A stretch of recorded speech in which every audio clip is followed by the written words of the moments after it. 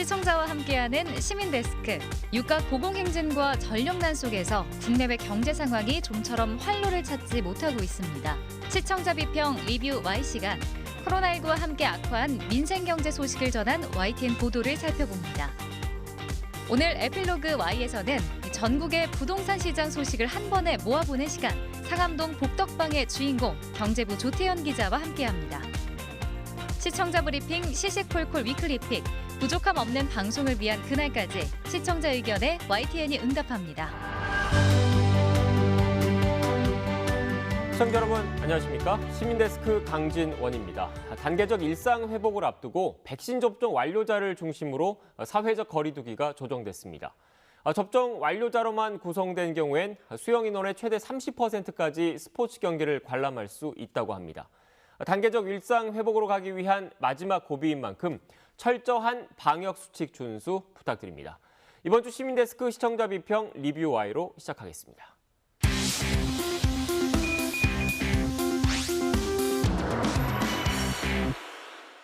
네, 오늘 함께 해주실 분들 소개해드리겠습니다. 정영희 시청자 평가원, 민주사회를 위한 변호사 모임 미디어 언론위원회 이강혁 변호사, 그리고 김동민 YTN 시청자센터 에디터 나오셨습니다. 세 분 안녕하세요.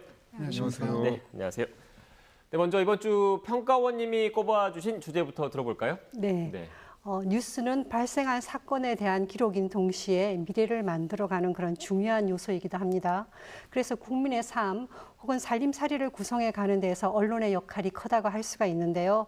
오늘은 YTN이 한국의 경제, 그중에서도 특히 민생 관련 문제를 어떻게 보도하고 있는지를 살펴보도록 하겠습니다. 네, 말씀하신 대로 어떻게 보면 일반 시민 입장에서는 먹고 사는 문제가 가장 중요한 화두일 겁니다. 특히 이렇게 코로나19 사태가 장기화된 상황에서 각종 대내외 악재까지 주목받고 있는 요즘에는 더 그럴 것 같은데, 그래서 오늘 리뷰 Y 시간에는 민생경제와 관련한 YTN의 보도 살펴보겠습니다. 평가원님 의견 이어서 들어볼까요? 네, 경제 뉴스 중에서 민생 부분은 시청자에게 직접 영향을 주기 때문에 그리고 시청자의 관심도 아주 높은 분야라고 할 수가 있는데요.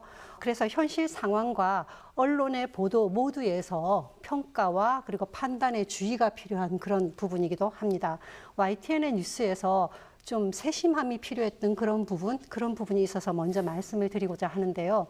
보도된 내용이 상호 대립되는 그런 내용이었습니다. 지난 13일에 보도된 지난달 취업자 67만 1천 명, 7년 6개월만 최대폭 증가라는 뉴스를 내보냈는데요. 이 보도는 아마도 통계청의 그 보도 자료를 뉴스화한 것이 아닌가 생각이 됩니다. 기사에 의하면 9월달 취업자가 7년 6개월 만에 가장 큰 폭으로 증가했다고 합니다. 하지만 또 다른 기사를 살펴보면 민생의 다른 상황을 충분히 짐작을 할 수가 있는데요. 12일 날 보도된 대학생 10명 중 7명 사실상 구직 단념 사태라는 보도입니다. 대학생 응답자 65%가 사실상 구직을 단념했다라는 기사였습니다. 이 조사는 전국경제인연합회 산하의 한국경제연구원이 지난 8월 달에 이렇게 한 달 동안 조사를 해서 약 한 달 기간을 조사를 해서 대학생 2,700여 명에게 취업과 관련된 인식도를 이렇게 조사했던 내용이었습니다. 그래서 13일 통계청 자료를 보도한 이후에 앵커께서 바로 이어서 이제 이런 한국경제연구원의 조사 결과를 언급한 것은 바람직하고 좋았다고 생각을 합니다. 그런데 한 가지만 더 말씀드리자 그러면 그러한 반대되는 결과를 이렇게 덧붙일 때 조금 더 깊고 그리고 자세하게 상반된 결과가 나올 수밖에 없는 그런 원인들 이런 거에 대해서도 좀 분석을 해서 첨가를 해주셨으면 어땠을까라는 생각을 했고요. 시청자 입장에서 훨씬 더 이해도가 높아지지 않을까라는 생각을 했습니다. 네. 예, 저도 지금 평가원님 말씀하신 그 취업 현황 관련 보도들 그게 이제 잇따라 방송이 됐는데 각각 이제 취업 문제에 대해서 그 실망과 희망을 보여주는 좀 대립된 성격을 띠고 있었단 말이에요. 그래가지고 그 엇갈린 결과가 나온 이유라든가 뭐 그 수치의 의미를 구체적으로 분석을 해줘야 되는데 그게 좀 되지 않는 바람에 시청자로서는 뭐 의문과 혼란을 좀 품을 수가 있었다라고 봐서 좀 약간 아쉬운 점이 있었습니다. 예를 들면 뭐 대학생들이 급격히 개선되는 고용시장 상황을 미처 체감하지 못해가지고 이제 아직 소극적인 태도에서 못 벗어나고 있다. 뭐 이렇게 분석을 한다든가 뭐 아니면 또 대졸 이상 청년 고용 부분만큼은 전체적인 고용시장 중에서도 아직도 회복세가 미미하다라든가 뭐 이런 식의 어떤 설명이 시청자 이해를 돕기 위해서 필요했던 것 같습니다. 네. 말씀하신 대로 통계 허점이라고들 하더라고요. 그러니까 비슷한 사안에 대해서도 어떻게 통계를 설계하는지 그리고 모집단은 어떻게 잡는지에 따라서 각기 다른 결과가 나올 수 있기 때문일 텐데 이렇기 때문에 시청자 여러분들의 이해를 더 돕기 위해서 노력을 해야겠다 이런 생각이 듭니다. 이 밖에 또 통계를 활용한 보도가 많았죠?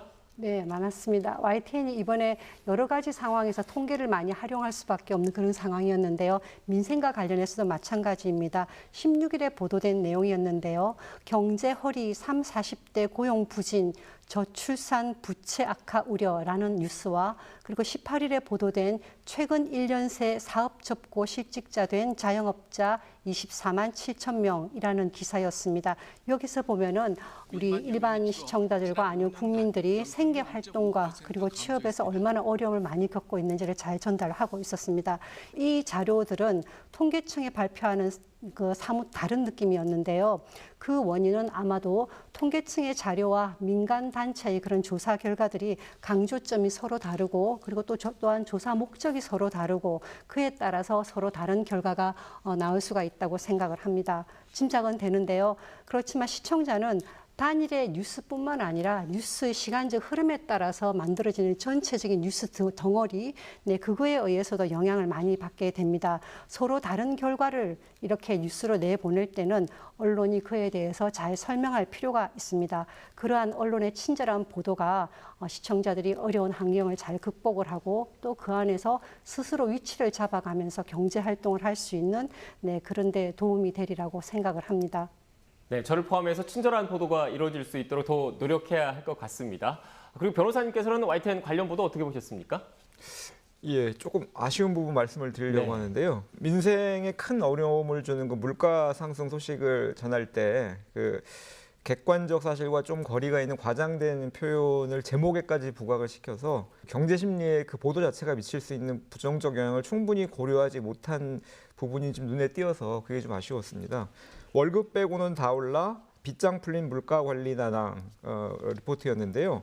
여기서 그 소비자 물가의 최근 심상치 않은 상승 현황과 향후 추세 지속 전망 등을 전하면서 월급 빼고는 다 오른다는 시중의 말을 통계청도 사실상 인정하는 분위기라고 하고 월급 빼고는 다 오른다는 말을 제목으로까지 쭉 리포트 내내 이제 올려서 뽑아서 이제 보여줬는데요. 하지만 고용노동부나 이 각종 정부 공식 지표에서 보듯이 올해 들어서 그 통상 말하는 월급, 그러니까 근로자들의 임금은 명목상이건 실질상이건 모두 상승한 것으로 통계에서 나타나고 있긴 합니다. 그렇기 때문에 사실 이런 시중의 말은 정확한 객관적 사실로 보기는 어려운 것 같고요. 물론 힘겨운 서민들로서는 월급이 절대적으로 또는 적어도 다른 물가와 비교해서 상대적으로 오르지 않았다고 체감상 느끼는 경우가 많고 이런 서민들의 생활고와 정서를 절절하게 전달하기 위해서 이런 표현을 강조한 것으로 보입니다만 경제는 심리라는 말이 있죠. 이런 걸 고려할 때 이렇게 다소 자극적이고 선정적인 표현은 민생 경제를 개선하는 게 아니라 오히려 악화시킬 수도 있다는 점을 잊지 말아야 할 것 같습니다. 자극적이고 선정적인 제목이나 기사 내용이 우리 경제 전반에 부정적인 영향을 미칠 수 있다 이렇게 우려하신 것 같은데 에디터님께서는 어떻게 생각하십니까? 네, 숫자는 대부분 통계청이나 어떤 연구원 발표 자료를 인용해서 보도하고 있는데 숫자도 엄밀하게 보면 편집이고 취사 선택을 해서 보여주는 거고 그 숫자를 나오기까지 어떤 맥락이 있었고 어떤 배경이 있었는지 그 분석과 설명을 좀 더 깊이 해야 된다고 생각을 합니다. 예를 들어서 이제 경제도 이미지라고 이렇게 말씀을 하셨는데 물가 상승률 목표가 1.8%였는데 올해 금융 당국에서는 이제 2% 전후가 되는 게 현실적이다. 근데 기사에서 예를 들어서 2.2%가 넘어가게 되면 10년 만에 최고치다. 이렇게 그러니까 그 시청자들이 볼 때는 뭔가 큰 문제가 일어났다 이렇게 이미지로 받을 수가 있거든요.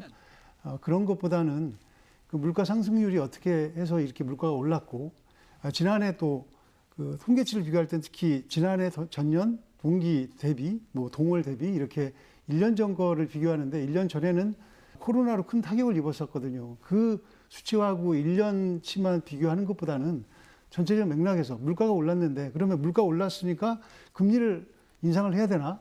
집값을 잡기 위해서 금리를 좀 인상을 하고 대출 규제해야 되나? 근데 경제가 전체적으로 안 살아나는데 그걸 해야 되는지 이렇게 좀 국민의 실제 삶과 연결되는 정책적인 방향을 제시를 하면서 그 데이터를 설명을 좀 해주고 숫자가 나오기까지의 그런 그 배경 설명을 좀 더 많이 해줄 필요가 있겠다 이렇게 생각하고 있습니다. 네.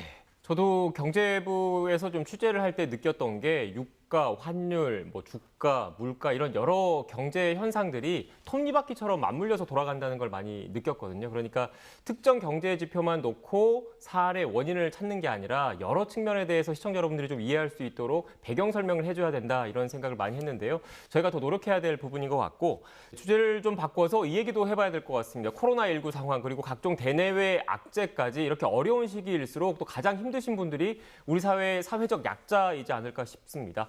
관련해서 YTN 보도가 잘 전달되고 있는지 변호사님께서는 어떻게 보셨습니까?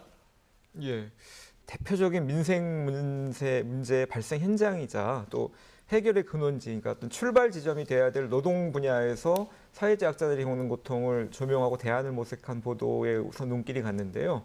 지난 10일 방송된 발전소 하청업체 노동자는 백신 휴가도 차별, 몸 아프면 연차 써요 보도였습니다. 이 보도에서는 같은 일터에서 일하면서도 그 하청업체 노동자들이 본사 정규직과는 달리 코로나 백신 휴가를 부여받지 못하고 개인 연차를 사용해 백신을 맞아야 한다는 서러운 현실을 고발해 줬는데요. 이번 보도는 얼마 전에 YTN에서 임금 사각지대에 놓인 노동자들에 대한 연속 보도를 시리즈로 내보냈지 않습니까? 그 연장선상에서 노동 인권에 대한 YTN의 지속적인 관심을 보여줬다는 점에서도 굉장히 주목이 됐고요. 특히 우리 언론들이 민생의 어려움을 외치지만 막상 그 실질적인 쟁점에 대한 내용 있는 원인 분석이나 대안 제시는 게을리한 채 막연히 인상 비평에 집중을 하면서 민생 문제 제기를 자신이 반대하는 어떤 정치 권력이나 이런 데는 우회적 공격 논리로 전락시키고 있다는 그런 비판이 유력하게 제기가 되는데요. 이번 보도는 노동 현장 일상에서 발생하는 민생의 문제를 구체적으로 살피고 그 해결책까지 차분히 모색했다는 점에서 어떤 그런 것들을 극복한다는 그런 의미가 매우 절절하게 와 닿았습니다. 네. 저도 변호사님께서 보신 그 뉴스를 좀 유심히 살펴봤었는데요. 이런 뉴스들은 사실 더 일찍 보도되어도 좋았을 그런 내용이었습니다. YTN이 지금이라도 관심을 가져서 지속적으로 보도해 주셔서 감사하다는 마음도 드는데요. 이번 보도를 보고 시청자로서는 여러 가지 좀 생각을 좀 많이 했습니다. 코로나19가 기존에 구조화되어 있는 그런 사회적 불평등을 심화시킨다라는 그런 연구 결과들이 굉장히 많이 나오고 있는 상황인데요. 백신 접종은 생명을 지키기 위한 중요한 하나의 과정인데도 그럼에도 불구하고 그 과정에서 차별이 존재하여서 마음이 좀 무거웠습니다. 기사에 의하면 발전소 하청업체 노동자들은 백신 접종 당일에도 출근해서 강도 높은 노동을 진행을 해야 되는데요. 같은 곳에서 일하면서도 하청 노동자들은 백신 접종을 위한 그 시간조차도 떳떳하게 활용하지 못하는 그런 상황이었고, 또 하나는 접종 당일날 휴식을 위해서 편의를 봐줘야만 된다라고 얘기하는 그런 부분들, 그러니까 당연한 권리가 편의를 봐주는 것으로 인식되고 있어서 많이 안타까웠습니다.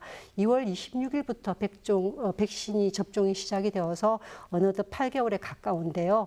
그런 백신 접종 과정에서 차별을 받거나 혹은 소외된 이가 없는지 YTN이 좀 더 지속적으로 관심을 가져주셨으면 감사하겠습니다. 네, 말로만 강조할 게 아니라 실천이 뒤따라야 할 것 같은데 에디터님께서는 어떻게 생각하십니까? 네, 말씀하신 거 전적으로 동의합니다. 1차 접종률이 80% 육박하고 2차는 70%에 가까워지고 있는데 이런 차별과 소외가 전체 방역에도 좋지 않은 영향을 줄 것이라고 생각하고 YTN 취재진들이 이런 차별, 소외, 사각지대가 없도록 잘 취재할 것이라고 생각합니다. 네, 알겠습니다. 오늘 나눈 대화 내용 정리하면서 마무리하겠습니다. 마지막으로 이것만은 꼭 명심할 수 있도록 평가원님부터 한 줄로 요약해 주시죠. 네. 관심은 어려움을 해결하기 위한 출발점이다라고 요약해서 말씀을 드리고 싶은데요. 코로나19 상황에서 그 민생의 어려움을 살피는데 정부가 좀 자극을 더 많이 받을 수 있도록 YTN이 적극적으로 감시자 역할을 해주시기를 바랍니다. 네, 다음으로 변호사님 한 줄 평 들어보겠습니다. 민생 밖에 머물지 말고 민생 속으로 들어가라. 정치권이건 언론이건 민생을 강조하지만 자신이 내세우는 정치적 경제적 논리가 궁색해졌을 때 논점을 희석하고 회피하기 위한 담론을 이용하는 데 그치는 경우가 많은 것 같습니다. 쉽게 말해서 어떤 토론을 벌이다가 뭔가 자기 말문이 막힐 것 같으면 민생을 위해서 당신은 무엇을 했느냐라거나 민생 문제로 그냥 돌아갑시다 라는 식으로 이제 넘어가는 데 이용한다는 거죠. 언론도 서민들이 느끼는 민생의 어려움을 진정절절하게 전달하려 한다면은 민생 밖에서 막연히 민생을 가리키면서 정치권 탓만 할 게 아니라 스스로 구체적인 각각의 민생 문제 속으로 깊게 파고들어서 책임 있는 해결책을 제시하는 데까지 이르러야 할 것입니다. 오늘 전해주신 분석과 해설 말씀 잘 유념해서 YTN 보도와 프로그램 개선에 앞장서겠습니다. 세 분 오늘 말씀 고맙습니다. 감사합니다.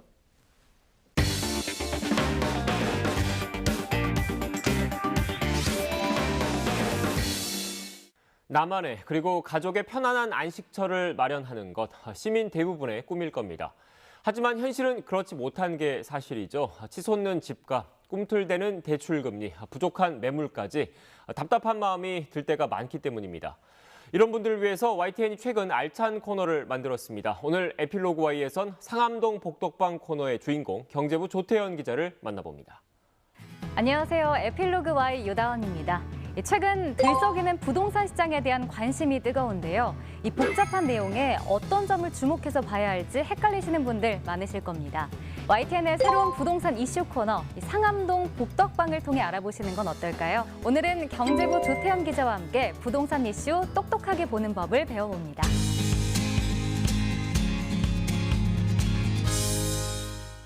네, 쌤 안녕하세요. 안녕하세요. 반갑습니다. 저희 에필로그 Y에 정말 많은 기자분들이 출연을 해주셨는데 경제부에서는 첫 출연이십니다. 사실 저도 처음인데 네. 경제부 자체가 해본 적이 자체에서도. 없다고 그러더라고요. 네. 그래서 어떻게 이렇게 첫 테이프를 끊게 돼서 그래서 영광으로 오늘 생각합니다. 기대를 많이 하고 있어요. 아이고 저도. 기대하실 내용 별로 없을 텐데 그래도 네, 제가 할 수 있는 거는 최대한 네. 말씀을 드리도록 할게요. 알겠습니다. 기자님이 그 상암동 복덕방이라는 네. 코너를 매주 하고 계시잖아요. 예. 저는 제목 듣자마자 와 이거 정말 제목이 기가 막히다라는 생각이 괜찮아요? 들었어요. 네. 네. 보통 뭐 부동산이라고 하지 복덕방은 저 진짜 어린 시절에 한두 번 그렇죠. 들어봤는데 이거는 어떤 아이디어로 이렇게 나온 거예요? 저는 사실 복덕방이 조금 익숙한 그쪽 세대이긴 한데 세대신가요? 예. 근데 처음에 이름을 정할 때 방송을 어떻게 해야 될까 컨셉은 일찍 정해졌거든요. 근데 이 내용을 제목을 어떻게 잡아야 될지 이 부분을 고민을 좀 많이 했어요. 근데 이 개념 자체가 쉽게 내용을 전달해 주겠다라고 생각하고 시작한 거라서 제목부터 좀 가볍게 가자라고 생각을 했거든요.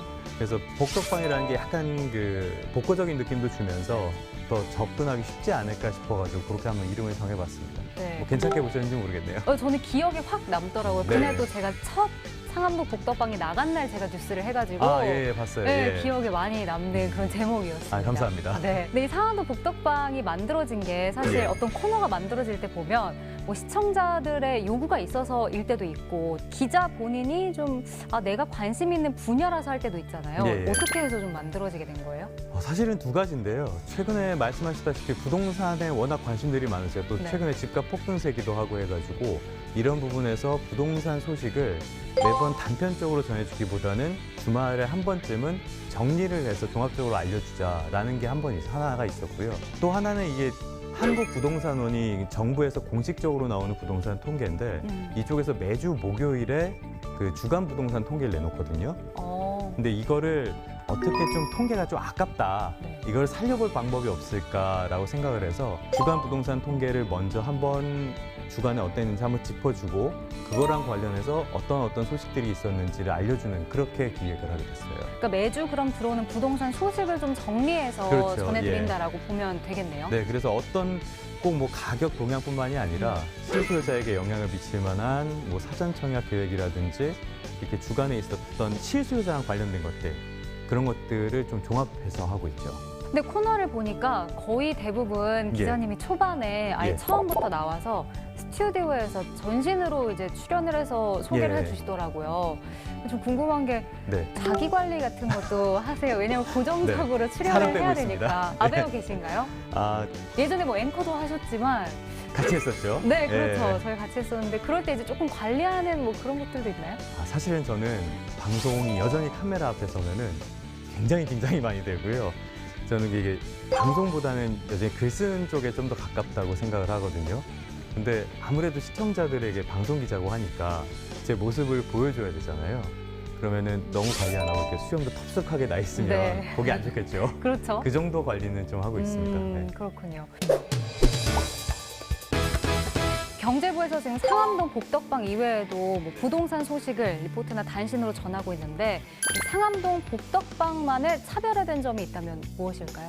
일단 상암동 복덕방 자체가 기자 브리핑 형태로 진행을 하고 있는데요. 그래서 경제 기사는 모든 게 다 숫자로 이루어져 있어요. 숫자가 있을 맞아요, 수밖에 네. 없고요. 그래서 그 숫자를 서가지고 편하게 그냥 설명하자. 쉽게 설명하자.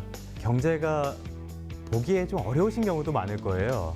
근데 개인적으로는 경제 기사를 보고 경제가 어렵게 느끼셨다면 그건 기자의 잘못이라고 생각해요. 아, 시청자들이 좀 어렵게 느꼈다고 네, 어렵게 하면. 느꼈다면.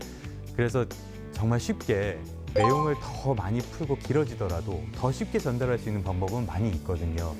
실제로 어떤 사람이든지 경제 활동을 안 하는 사람은 없어요. 경제 활동 안 하고 살 수도 없고. 그쵸. 그래서 그거를 더 쉽게 풀어주려고 노력은 계속 하고 있는데 뭐 그것도 사실은 쉽지는 않습니다. 네, 저도 사실 기사를 보면서 경제부 기사는 다른 부서의 기사들보다는 조금 더 어려움이 느껴지는데 조금 더 쉽게 설명하고 어떤 것에 그럼 초점을 두고 좀 보도를 하고 계신 거예요? 첫 번째는 현상을 전달하는 거. 그리고 그게 미치는 영향을 전달하는 것, 그거를 쉽게 알려주는 게 이게 중점이 되겠죠. 예를 들어서 뭐 한국은행에서 발표하는 여러 가지 그 통계 자료들이 네. 있지만 국제 수지를 내놨다. 그러면 국제 수지라는 말을 들었을 때 이게 대체 뭐야? 이런 반응이 나올 거 아니에요. 네. 그런 국제 수지가 이것이 무엇이고 그것이 왜 중요하고 그것이 우리에게 어떤 영향을 미치는지 이거를 쉽게 전달해 주는 게 기자의 역할이라고 볼 수 있겠죠. 네, 이제 또 방송 기자시기 때문에 예. 영상 쪽에도 좀 초점을 두고 전달을 하셔야 네. 될 것 같아요. 네네. 사실 부동산 기사를 보면 화면으로 이제 아파트 장면이 그렇죠. 많이 나오지 예. 않나요? 이렇게 통계도 그렇고 어떤 이런 부분에 있어서는 이렇게 고민을 좀 많이 하실 것 같은데 어떠세요? 일단은 기본은 현장성. 이 현장에 나가서 현장의 목소리도 듣고 이렇게 그림을 만들어 온다고 하죠. 네. 촬영해 오는 것들 그런 것들을 중점을 좀 두고 있는데요. 사실은 경제부 기사는 그런 것들도 중요하지만 그거 못지않게 중요한 게 그래프거든요. 그러니까 네. 그래픽이라고 하죠. 수치 같은 것들 봤을 때 어렵잖아요. 그렇죠. 좀 이해하기가 예. 가끔 쉽지 않을 때가 있어요. 그래서 그런 것들을 간략화하고 알기 쉽게 추세적으로 보여주려고 하는 게 그래픽적으로 좀 고민을 많이 하게 되는 것 같아요. 부동산 이슈를 좀 어렵고 낯설게 보는 네. 분들이 계시다면 이렇게 하면 쉽다. 좀 꿀팁을 주신다면요? 아, 사실은 저도 굉장히 어려워서 어려워하시는 네, 건가요? 어렵죠. 왜냐하면 부동산이라는 게 한 개만 있는 게 아니잖아요. 우리가 주로 살고 있는 아파트 같은 것들도 있지만 그 외에도 뭐 오피스텔이나 다양한 것들이 있잖아요. 그래서 일단은 투자보다는 실거주 쪽, 실수요 쪽으로 좀 접근을 하셔서 자기에게 필요한 정보를 위주로 보시는 거. 그리고 당장의 이렇게 부동산의 움직임만 보시기보다는 전반적인 경제 상황을 한번 쭉 전반적으로 네. 보시는 게 좋지 않을까. 왜냐하면은 기준금리를 막 올린다고 했을 때 그런 것들이 부동산 자산 시장에도 영향을 미칠 수 있고요.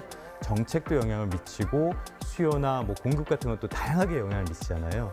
이런 것들을 좀 종합적으로 보시는 그런 것들이 필요하지 않을까 싶은데 사실은 어려운 부분인데 네. 이런 것들을 종합해서 전달해 주는 역할을 그건 저희가 해야 되는 거고요. 보실 때도 좀 그런 부분도 관심을 가지시는 게 좋지 않을까 싶습니다. 네, 그러면 이제 부동산 이슈를 지금 위주로 하고 계시지만 그 외에도 경제 소식이 많잖아요. 요즘에 또 경제 핫 이슈가 있나요? 최근에 아무래도 기사 많이 나오는 거는 대출 문제. 아, 네. 가계대출은 사실 굉장히 심각한 문제죠. 가계대출이 많이 경제 시한폭탄이라고 하잖아요. 네. 만약에 대출이 많이 늘면은 이자를 내야 되는데 네. 이자를 낸 만큼은 소비를 못 하잖아요. 이런 것들이 다 경제에 부담을 주는 거기 때문에 관심 많이 가지고 있고요. 네. 그 외에도 뭐 최근에 유가도 굉장히 물가, 빠르게 네, 오르고 상승. 있으니까 우리나라는 그 원자재를 다 수입해서 쓰는 나라잖아요. 그래서 유가에 굉장히 취약한데 그것도 빠르게 오르고 있어서 이게 소비자 물가에도 시차를 두고 직접적인 영향을 미치거든요. 이런 부분들은 좀 관심 있게 보고 있죠. 지금 제가 담당하는 분야가 네. 금융하고 부동산을 같이 하고 있는데 그러다 보니까 다 제 영역이기도 하고 그래서 네. 관심 있게 보고 있습니다. 그럼 상암동 복덕방 말고도 뭐 금융이나 부동산 쪽 지금 담당하고 계신다고 예. 했는데 뭐 이번처럼 좀 다른 기획도 해보실 생각 있으세요? 있죠. 어떤 것들이 있을까요? 사실 제가 기획력이 좋은 편이 아니라서 고민은 계속 하고 있는데요. 일단 복덕방을 계속 좀 발전시켜 나가면서 경제 전반을 한번 쉽게 쉽게 다뤄볼 방법이 없을까 지금 계속 고민을 하고 있습니다. 아직 구체적인 안이 있는 건 아닙니다. 네, 예. 알겠습니다. 기대해 보겠습니다. 앞으로도 어렵지 않고 알기 쉽게 경제부 기사 전해주시면서 또 상암도 북덕방도 계속해서 응원하겠습니다. 오늘 함께해 주셔서 고맙습니다. 네, 감사합니다. 가장 빠른 옴부즈맨 프로그램 그 기록을 모아보는 시간입니다. 시청자 브리핑 시시콜콜 위클리픽. 이번 주 시청자 의견 함께 보시죠.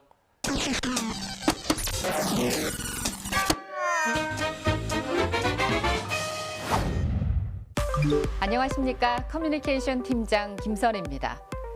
넷플릭스 역대 최고 흥행작으로 기록된 오징어 게임 열풍이 한국 문화 전반에 대한 관심으로 이어지고 있는데요. 전 세계에서 1억 3천만이 넘는 가구가 시청한 이 오징어 게임의 폭발적인 인기 덕분에 이번엔 한국어 학습 열풍이 고조되고 있다는 보도가 나갔습니다. 캐나다 토론토에 사는 포르투갈 출신 24세 여성 카타리나 코스타 씨. 2년 전부터 한국어를 배워온 코스타 씨는 자신에 대한 주변의 시선이 오징어 게임 열풍으로 달라졌음을 실감합니다. 5억 명 이상 등록한 미국의 언어학습 애플리케이션 듀오링고는 오징어 게임 방영 이후 2주 동안 한국어를 배우려는 신규 사용자가 영국에서 76%, 미국에서 40% 늘었다고 밝혔습니다. 듀오링고를 이용한 한국어 학습자는 790만여 명으로 인도 공용어인 힌디어 다음으로 빠르게 성장하는 언어라고 전했습니다. 일본 시청자들은 한국어를 모국어로 사용하는 인구수가 1억 명도 채 안 되는데 이 정도로 많이 배우려고 한다는 건 대단하긴 한 것 같다. 또 전 세계 사람들이 한글로 소통하는 날이 오면 정말 좋겠다는 등 한국인으로서 자부심을 느꼈다는 반응을 보였습니다. 그러면서 정작 우리는 한글과 영어를 무분별하리만큼 섞어 쓰는 현실에 우려를 나타내기도 했습니다. 언제부터인지 방송에서 요리사를 셰프로 부르기 시작하질 않나 영화 속 악당을 빌런으로 바꿔 말하고 장거리 연애를 롱디로 말하는 등 영어로 하지 않으면 세련되지 못한 것처럼 영어식 표현을 남발하는 그런 방송을 자제하는 풍토를 만들어야 한다고 강조했습니다. 아름답고 과학적인 문자로 평가받는 한글은 앞서 방탄소년단 BTS 팬클럽인 아미를 잇는 새로운 소통의 언어로 세계로 뻗어나가고 있습니다. 이 BTS 팬들은 단순히 BTS 노래를 즐기는 것에 그치지 않고 가사를 이해하기 위해 한글을 익히고 있다죠. BTS와 영화 기생충에 이어 드라마 오징어 게임으로 한국 문화 전반에 대한 세계적 관심이 급증하고 있는 지금 이 소통의 기반인 한국어, 우리 한글의 우수성을 널리 알리고 올바로 사용하는 데 뉴스 전문 채널인 YTN도 앞장서겠습니다. 지난 17일 모니터 보고서 보겠습니다. 단풍 절정기의 설악산에 첫 얼음이 얼었는데 한계령에 나가 있는 취재 기자를 연결해 날씨와 산행 등에 관한 정보를 생중계로 보도했습니다. 모니터단은 취재 기자가 정자세에서 벗어나 손짓으로 단풍을 안내하는 모습이 새로우면서도 재미있었다고 평했습니다. 일부 화면을 보겠습니다. 계절 분위기가 좀 색다를 것 같아요. 네, 맞습니다. 어제와 달리 어제는 좀 흐렸는데 오늘 강원 지역 날이 무척 좋습니다. 하늘은 파랗고요. 저희가 있는 곳이 강원도 설악산 한계령에 있는 휴게소입니다. 사실 올해 설악산 남풍 조금 실망스러운데요. 갑작스럽게 기온이 내려가고 일조량도 조금 부족해서 색이 선명하지 않고 잎이 말라가고 있습니다. 이번 주부터 시작된 전국 주요 명산의 단풍 절정기 역시 조금 앞당겨질 것으로 보입니다. 모니터단은 이어 방식만을 바꿨을 뿐 추위와 방역, 산행 안전 등에 대한 정보 전달이 충분히 이루어진 점도 만족감을 높였고 보도 차별화로는 매우 적절했다고 호평했습니다. 다만 첫 얼음은 첫 얼음으로 붙였어야 하고 이후 보도된 정혜운 기자 리포트에서는 바르게 표기됐다고 덧붙였습니다. 지왕 기자는 등산로 입구에 선별 검사소가 설치됐고 단체 산행은 피하는 것이 좋다며 방역에 관한 사항도 꼼꼼하게 전했습니다. 지 기자는 평소 산불과 같은 재난 현장을 보도할 때도 생생하게 현장 상황을 전했습니다. 바람 때문에 진화를 한다는 게 사실상 불가능한 상황입니다. 설악산 첫 얼음은 다른 방송사도 비슷한 내용으로 보도했지만 같은 내용도 다른 그릇에 담는다면 시청자의 반응은 달라질 수 있다고 생각합니다. 시청자에게 조금 더 가까이 가기 위해 힘쓰겠습니다. 시청자 브리핑 시시콜콜 마칩니다.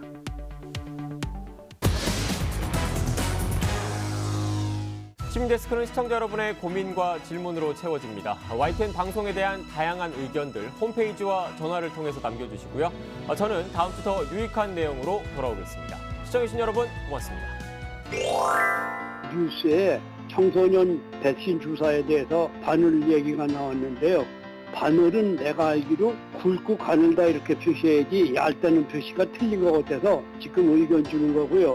확인해보고 잘못된 거면 정정하세요.